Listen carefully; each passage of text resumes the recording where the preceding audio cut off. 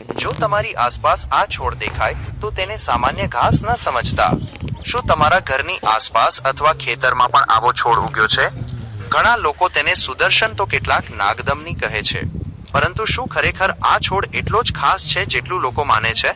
આજે જાણીશું તેની ઓળખ, પરંપરાગત આયુર્વેદિક ઉપયોગો અને કેટલીક રસપ્રદ વાતો. વિડિયો અંત સુધી જરૂર જોતા રહેજો.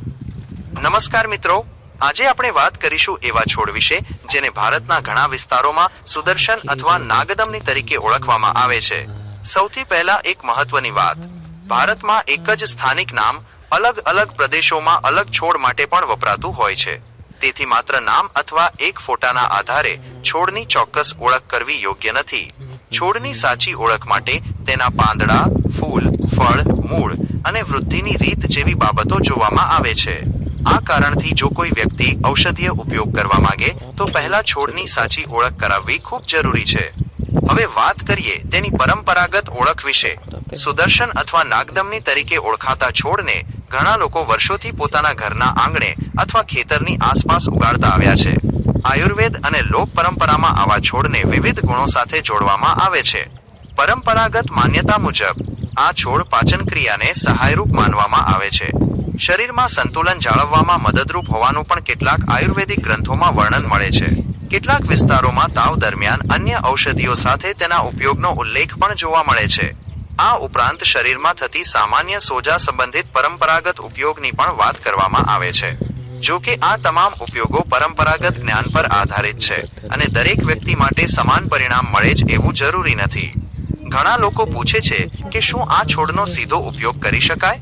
તેનો જવાબ છે, ક્યારેય પણ માત્ર સોશિયલ મીડિયા અથવા સાંભળેલી વાતોના આધારે કોઈ પણ ઔષધીય છોડનો ઉપયોગ કરવો જોઈએ નહીં. ખોટી ઓળખ ધરાવતા છોડનો ઉપયોગ નુકસાનકારક પણ બની શકે છે.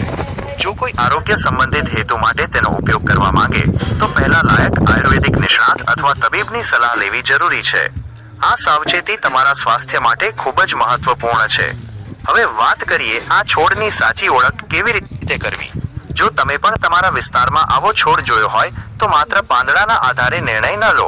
તેમાં કયા રંગના ફૂલ આવે છે, ફળ આવે છે કે નહીં, મૂળ કેવી દેખાય છે અને છોડ કેટલો મોટો થાય છે, આ બધી માહિતી મળ્યા પછી જ તેની ચોક્કસ ઓળખ કરી શકાય છે. તેથી હંમેશા વિશ્વસનીય માહિતી અને નિષ્ણાતની સલાહ પર જ વિશ્વાસ રાખવો. તો મિત્રો, આજે આપણે જાણ્યું કે સુદર્શન અથવા નાગદમની તરીકે ઓળખાતા છોડ વિશે ઘણી લોક માન્યતાઓ પ્રચલિત છે, પરંતુ તેની સાચી ઓળખ કરવી સૌથી વધુ જરૂરી છે. જો તમારા ઘરે પણ આવો છોડ હોય તો તેની ફૂલ અને આખા છોડની તસવીર લઈને તેની ઓળખ નિષ્ણાત પાસેથી જરૂર કરાવો. જો તમને આવી જ પ્રકૃતિ, ઔષધીય છોડ અને આયુર્વેદ વિશેની વિશ્વસનીય માહિતી ગમતી હોય તો વિડીયોને લાઈક કરો, તમારા મિત્રો સાથે શેર કરો અને ચેનલને સબસ્ક્રાઇબ કરીને બેલ આઇકોન જરૂર દબાવો. મળીએ આગામી રસપ્રદ અને જ્ઞાનવર્ધક વિડીયોમાં. આભાર.